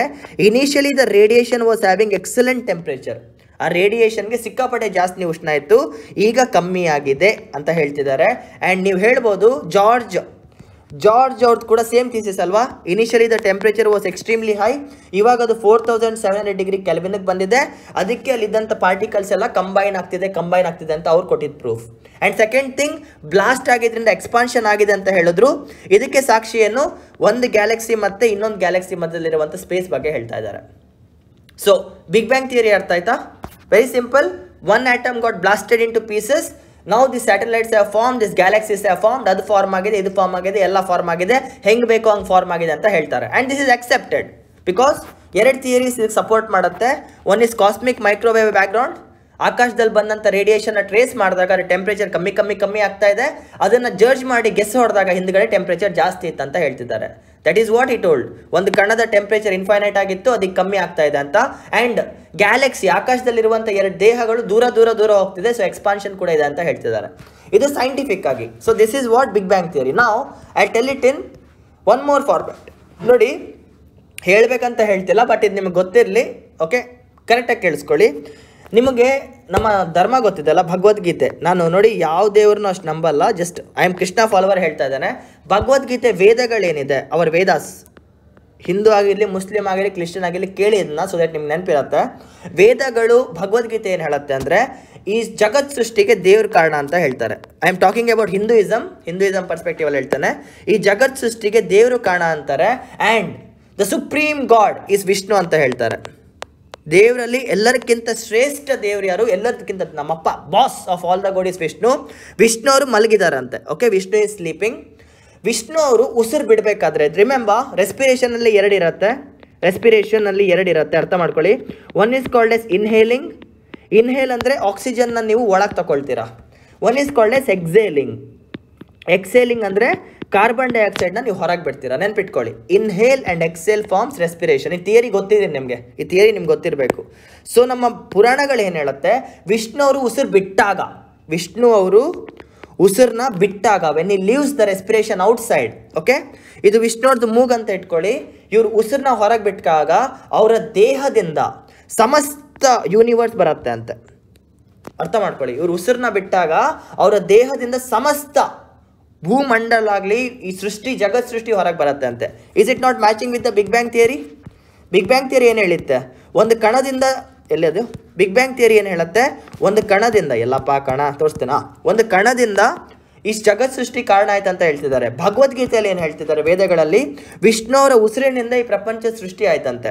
ಅವ್ರ ಉಸಿರು ಬಿಡ್ತಾ ಬಿಡ್ತಾ ಬಿಡ್ತಾ ಬಿಡ್ತಾ ಬಿಡ್ತಾ ಈ ಥರ ಪ್ರತಿಯೊಂದು ಜೀವಿಗಳಿಗೂ ಒಂದು ಉಸಿರು ಸಿಗತ್ತೆ ಅಂತ ಹೇಳ್ತಾರೆ. ಅವ್ರ ಉಸಿರಿಂದನೇ ಈ ಜಗತ್ ಸೃಷ್ಟಿಗೆ ಕಾರಣ. ಇದೇನು ಅಷ್ಟು ಚಿಕ್ಕ ಉಸಿರಲ್ಲ ಇದು. ಅವ್ರು ಉಸಿರು ಬಿಡ್ತಾ ಹೋದ್ರೆ ಎಷ್ಟೋ ಎಷ್ಟೋ ಕೋಟಿ ಕೋಟಿ ವರ್ಷಗಳಾಗತ್ತೆ. ಅದನ್ನು ನೀವು ಆ ನಂಬರ್ನ ಯೋಚನೆ ಮಾಡ್ಬೋದು. ನಮ್ಮ ಪೂರ್ವಜರು ಕೊಟ್ಟಂಥ ಒಂದು ಇಸ್ವಿ ಏನಿದೆ, ಎಷ್ಟು ವರ್ಷ ಆಗತ್ತೆ ವಿಷ್ಣುವಿನ ಉಸಿರು ಮುಗಿಯೋಕ್ಕೆ ಅನ್ನೋದು ಬಿಗ್ ಬ್ಯಾಂಗ್ ಥಿಯರಿ ಕೂಡ ಪರ್ಫೆಕ್ಟಾಗಿ ಮ್ಯಾಚ್ ಆಗುತ್ತೆ. ಆ್ಯಂಡ್ ಇದು ಉಸಿರಾಡಬೇಕಾದ್ರೆ ಬ್ರಹ್ಮನ ಸೃಷ್ಟಿ ಆಗತ್ತೆ ಅಂತಾರೆ, ಜನನ ಆಗತ್ತೆ. ಬ್ರಹ್ಮನವರು ಜೀವ ಸೃಷ್ಟಿ ಮಾಡ್ತಾರೆ, ಅದೆಲ್ಲ ಆಗ್ತಿದೆ. ಶಿವ, ವಿಷ್ಣು, ಪಾರ್ವತಿ ಎಲ್ಲರೂ ಇದ್ದಾರೆ. ಆಮೇಲೆ ಆಫ್ಟರ್ ಸಮ್ ಟೈಮ್ ಉಸಿರು ಬಿಟ್ಟ ಮೇಲೆ ನೀವು ಉಸಿರು ಒಳಗೆ ಹೇಳ್ಕೊಳ್ತೀರಲ್ವಾ, you will pull back. So ಅವಾಗ ಏನಾಗುತ್ತೆ, ಇವಾಗ ಒಂದು ನಿಮಿಷ ಇದು ನೆನ್ಪಿಟ್ಕೊಳ್ಳಿ, ಬಿಗ್ ಬ್ಯಾಂಗ್ ಥಿಯರಿ ಕೂಡ ಸೇಮ್. ಇವಾಗ ಏನಾಗ್ತಿದೆ, coming back to the point, ಇಲ್ಲಿ ಮತ್ತೆ ಇಲ್ಲಿಗೆ ಫುಲ್ ಜಗತ್ ಸೃಷ್ಟಿ ಆಗಿದೆ. ವಿಷ್ಣು ಅವರು ಉಸಿರು ಬಿಡೋದು ಮುಗೀತು. ಈಗ ವಿಷ್ಣು ಅವರು ಉಸಿರು ಒಳಗೆ ಹೇಳ್ಕೊಂಡಾಗ ಏನಾಗುತ್ತೆ, ಪ್ರತಿಯೊಂದು ಜೀವಕಣನು ವಾಪಸ್ ಅವರ ದೇಹ ಒಳಗೋಗಿ ಸಮ ಆಗಿಬಿಡತ್ತೆ. It go backs and becomes what, one single atom. ಭಗವದ್ಗೀತೆಯಲ್ಲಿ ಹೇಳ್ತಿರೋದು ವಿಷ್ಣು ಅವರು ಉಸಿರನ್ನ ಒಳಗೆ ಹೇಳ್ಕೊಂಡಾಗ ಸಮಸ್ತ ಗ್ರಹ ಮಂಡಳ, ಯೂನಿವರ್ಸ್, ಮಿಲ್ಕಿವೆ ಗಿಲ್ಕಿವೆ ಏನೇನಿದೆ ಪ್ರತಿಯೊಂದು ಹೋಗಿ ಅವ್ರ ದೇಹದೊಳಗೆ ಸಮ ಆಗತ್ತೆ. That is what, one atom. Back to the breath. ಮತ್ತೆ ಅವ್ರು ಉಸಿರು ಬಿಟ್ಟಾಗ ಹೊಸ ಸೃಷ್ಟಿ, ಉಸಿರು ಹೇಳ್ಕೊಂಡಾಗ ಹೊಸ ಸೃಷ್ಟಿ. ಅರ್ಥ ಆಗ್ತಿದೆಯಾ? ಉಸಿರು ಬಿಟ್ಟಾಗ ಸೃಷ್ಟಿಯ ಜನನ, ಉಸಿರು ಹೇಳ್ಕೊಂಡಾಗ ಮಟಾಶ್. ಸೊ ಇಲ್ಲೂ ಏನಾಗ್ತಿದೆ, ಸೇಮ್ ಆಗ್ತಿದೆ ನೋಡಿ. ಬಿಗ್ ಬ್ಯಾಂಗ್ ಥಿಯರಿ ಇದುವರೆಗೂ ಅರ್ಧ ಮಾತ್ರ ಹೇಳಿದೆ. What is it saying? Big bang theory ಏನು ಹೇಳ್ತಿದೆ, ಪ್ರಪಂಚ ಎಕ್ಸ್ಪಾಂಡ್ ಆಗ್ತಿದೆ ಅಂತ ಹೇಳ್ತಿದ್ದಾರೆ. ಅಂದರೆ ವಿಷ್ಣುವಿನ ಉಸಿರಿನ್ನು ಎಳ್ಕೊಳ್ತಾ ಇದ್ದಾರೆ. ಫ್ಯೂಚರಲ್ಲಿ ಏನಾಗುತ್ತೆ, ಇದೆಲ್ಲ ವಾಪಸ್ ಕಮ್ಮಿ ಆಗುತ್ತೆ. ಗ್ರಾವಿಟೇಷನಲ್ ಫೋರ್ಸಿಂದ ಇದು ಮತ್ತೆ ಇದು ಒಂದಾಗುತ್ತೆ. This will become one universe. ಆಮೇಲೆ ಇದು ಮತ್ತೆ ಇನ್ನೊಂದು ಮರ್ಜ್ ಆಗುತ್ತೆ. This will become one part. So ಹೋಗ್ತಾ ಟೆಂಪ್ರೇಚರ್ ಕಮ್ಮಿ ಆಗ್ತಾ ವಾಪಸ್ ಎಲ್ಲ ಮಾಲಿಕ್ಯೂಲ್ಸ್ ಬಂದು ಆಟಮ್ಗೆ ಫಾರ್ಮ್ ಆಗುತ್ತೆ. This complete thing is big bang. Big bang ಇದುವರೆಗೂ ಅರ್ಧ ಮಾತ್ರ ಹೇಳಿದೆ. ಎಕ್ಸ್ಪಾನ್ಷನ್ ಬಗ್ಗೆ ಮಾತ್ರ ಬಿಗ್ ಬ್ಯಾಂಗ್ ಹೇಳುತ್ತೆ, ಕಂಡೆನ್ಸೇಷನ್ ಬಗ್ಗೆ ಹೇಳಿಲ್ಲ. ಬಟ್ ಭಗವದ್ಗೀತೆ ಇದ್ರ ಬಗ್ಗೆ ಆಲ್ರೆಡಿ ಹೇಳಿಟ್ಟಿದ್ದು. ನಮ್ಮ ವೇದ ಪುರಾಣಗಳು ಇದ್ರ ಬಗ್ಗೆ ಅವಾಗಲೇ ಹೇಳಿಟ್ಟಿದ್ದಾರೆ. ಪ್ರಾಬ್ಲಮ್ ಏನಂದರೆ, ಈ ಗ್ರಂಥಗಳನ್ನ ಪ್ರೂವ್ ಮಾಡೋಕ್ಕೆ ಅವ್ರಿಗೆ ಸೈಂಟಿಫಿಕ್ ರೀಸನ್ಸ್ನ ಯೂಸ್ ಮಾಡಿ. ನೋಡಿ, ಇವ್ರಿ ಥೀಸಿಸ್ ಕೊಟ್ಟಿದ್ದು 1931. ಬಿಗ್ ಬ್ಯಾಂಗ್ ಥಿಯರಿ ಥೀಸಿಸ್ ಬಂದಿದ್ದು, ಅಫಿಷಿಯಲ್ ಆಗಿ ಬಂದಿದ್ದು ಜಾರ್ಜ್ ಲೆಮೆಂಟರ್ ಹತ್ರ 1931. ಭಗವದ್ಗೀತಾ ಮತ್ತು ವೇದಗಳು ಯಾವಾಗ ಬಂದಿದೆ ಅಂತ ಯಾರಿಗಾರು ಗೊತ್ತಿದೆಯಾ? ಯಾವ ಇಸ್ವಿಯಲ್ಲಿ ಬಂತು? ಸನಾತನ ಧರ್ಮ ಅಂತ ಹೇಳ್ತಾರೆ ನೋಡಿ. ನಾನು ಅದೆಲ್ಲ ಫಾಲೋ ಮಾಡಲ್ಲ, but I am telling you this.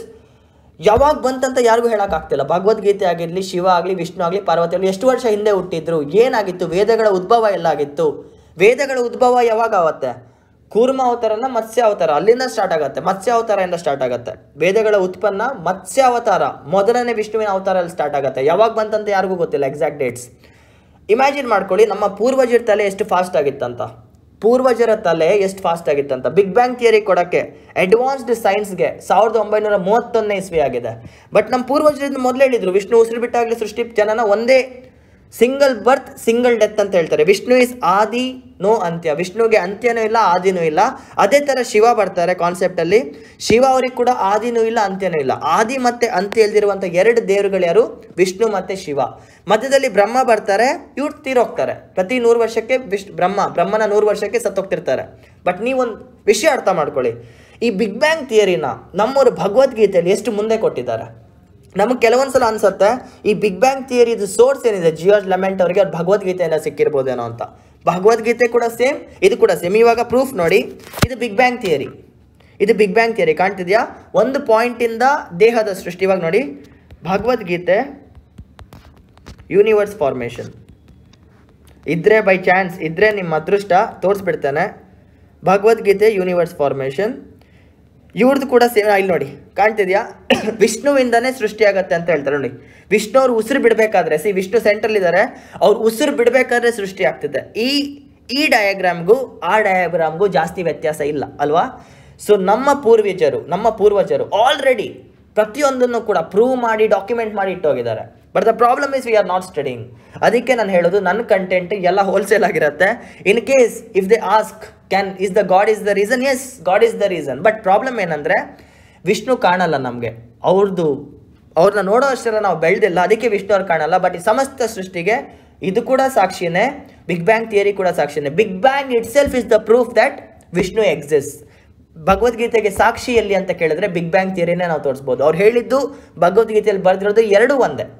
And Bhagavad Gita ಒಂದೇ ಅಲ್ಲ, ನಾನು ಬೈಬಲು ಓದಿದ್ದೇನೆ, ಕುರಾನು ಓದಿದ್ದೇನೆ. ಬೈಬಲಲ್ಲಿ ಏನು ಹೇಳಿದ್ದಾರೆ, ಮೊದಲನೇ ದಿನ ಅಂದರೆ ದೇವರು ಬಂದು ಸೃಷ್ಟಿ ಮಾಡಿದ್ರು ಅಂತ ಹೇಳ್ತಾರೆ.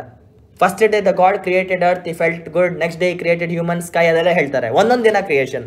ಬಟ್ ಇದು slow process. So big bang theory ನಡೆದಿದೆ ಅನ್ನೋದಕ್ಕೆ ಸಾಕ್ಷಿ ಭಗವದ್ಗೀತೆ. ಭಗವದ್ಗೀತೆಗೆ ಸಾಕ್ಷಿ ಏನಂದ್ರೆ big bang. It's interconnected. ಅರ್ಥ ಆಗ್ತಿದೆಯಾ? This is all about the formation of the universe. ಈ ಸಮಸ್ತ ಸೃಷ್ಟಿ ಹೆಂಗೆ ಕ್ರಿಯೇಟ್ ಆಯ್ತು ಅಂದರೆ the most accepted theory is big bang theory in the science. And ನನ್ನ ಕಡೆ ಭಗವದ್ಗೀತೆಯಲ್ಲಿ ಕೂಡ ಅದ್ರದ್ದು ಸ್ಪಾರ ಇದೆ. ನಿಮಗೆ ಟೈಮ್ ಇದ್ರೆ ಜೀವನದಲ್ಲಿ ಒಂದ್ಸಲ ಭಗವದ್ಗೀತೆನ ಓದಿ, ಬದುಕೋ ವಿಧಾನನೂ ಗೊತ್ತಾಗುತ್ತೆ ಜೀವನದಲ್ಲಿ. ಜೊತೆಗೆ ನಿಮಗೆ ಗೊತ್ತಿಲ್ಲದಿರುವಂಥ ಎಷ್ಟೋ ವಿಷಯಗಳನ್ನ ಆ ಪುಸ್ತಕದಲ್ಲಿ ಮೊದಲೇ ಹೇಳಿದ್ದಾರೆ. ಆ್ಯಂಡ್ ಇನ್ನೊಂದು ವಿಷಯ ಹೇಳ್ಬಿಡ್ತಾನೆ, ಬೇಡ ಬೇಡ ಬೇಡ ಬೇಡ ವಿಡಿಯೋ ಉದ್ದಾಗ್ಬಿಡತ್ತೆ. When I come to evolution of the earth, evolution of human beings ಆಂಥ್ರೋಪಾಲಜಿಯಲ್ಲಿ ಅವಾಗ ವಿಷ್ಣು ಪುರಾಣನೂ ಸೇರಿಸಿ ಹೇಳ್ತಾನೆ. ನೋಡಿ, my classes is a combination of history, geography ಬಗ್ಗೆ ಹೇಳ್ತಾ ಇದ್ದಾನೆ. It's a combination of science, it's a combination of ಇದು. ಡೆಫಿನೆಟ್ಲಿ ಜಿಯೋಗ್ರಫಿ ಕೂಡ ಇರುತ್ತೆ ಇದರಲ್ಲಿ, ಜಿಯೋಗ್ರಫಿಯಲ್ಲಿ. Next I will go with the epics. Bhagavadgita, Ramayana, Bible, Quran ಎಲ್ಲ ಬುಕ್ಸ್ನ ಓದಿದೆ ನಾನು. ಎಲ್ಲೆಲ್ಲಿ ಕನೆಕ್ಟ್ ಆಗುತ್ತೆ ಅಂತ ಕನೆಕ್ಟ್ ಮಾಡ್ತಾ ಹೋಗ್ತಾನೆ. ಹೇಳ್ದೆ ಅಲ್ವಾ, ಸೂಪರ್ ನೋವಾ ಶಿವನ ತ್ರಿಶೂಲ ಆದರೆ ಬಿಗ್ ಬ್ಯಾಂಗ್ ವಿಷ್ಣುವಿನ ಉಸಿರು ಅಂತ ಅನ್ಕೊಳ್ಳಿ. ವಿಷ್ಣುವಿನ ಉಸಿರಿಂದನೇ ಸಮಸ್ತ ಸೃಷ್ಟಿಯ ಉದ್ಭವ ಆಗಿದೆ ಅಂತ ನಂಬಿ. Even if you are a Christian, even if are Hindu, even if you are Muslim, I don't care. Just believe this so that you don't forget this story. ನಾನು ಈ ಸ್ಟೋರಿ ಹೇಳ್ತಿರೋದು ಯಾಕೆ, ಹಿಂದೂಯಿಸಮ್ನ ಪ್ರೊಪಗೇಟ್ ಮಾಡೋಕ್ಕಂತೂ ಅಲ್ಲ ಗುರು. I am a fan of Bhagat Singh. Bhagat Singh was an atheist. I follow Bhagat Singh. ದೇವ್ರಿದಾರೋ ಇಲ್ವ ಅನ್ನೋದಕ್ಕೆ ನನಗೆ ಸಾಕ್ಷಿ ಬೇಕು, ನಾನು ಸಾಕ್ಷಿ ಕೇಳ್ತಾನೆ. ಬಟ್ ನಮ್ಮ ಪೂರ್ವಜರ ಜ್ಞಾನದ ಬಗ್ಗೆ ಮಾತಾಡ್ತಾ ಇದ್ದಾನೆ. They gave the thesis of big bang even before this England America was born. ನಮ್ಮ ಸನಾತನ ಧರ್ಮದ ಜ್ಞಾನ ಭಂಡಾರ ಏನಿದೆ ಅದನ್ನು ಮೆಚ್ಕೋಬೇಕಂತ ಹೇಳ್ತಾ ಇದ್ದಾನೆ. ಅದಕ್ಕೆ ಹೇಳಿದೆ, so big bang theory overlaps with Vishnu Purana or Bhagavadgita or Vedas, where as this one supernova mixes with ನಮ್ಮ ಶಿವ ಪುರಾಣ. ನೆನ್ಪಿಟ್ಕೊಳ್ಳಿ, ನಾನು ಎಲ್ಲ ಧರ್ಮನೂ ಪಾಲಿಸ್ತೇನೆ, ಎಲ್ಲ ದೇವ್ರನ್ನೂ ಪೂಜಿಸ್ತೇನೆ.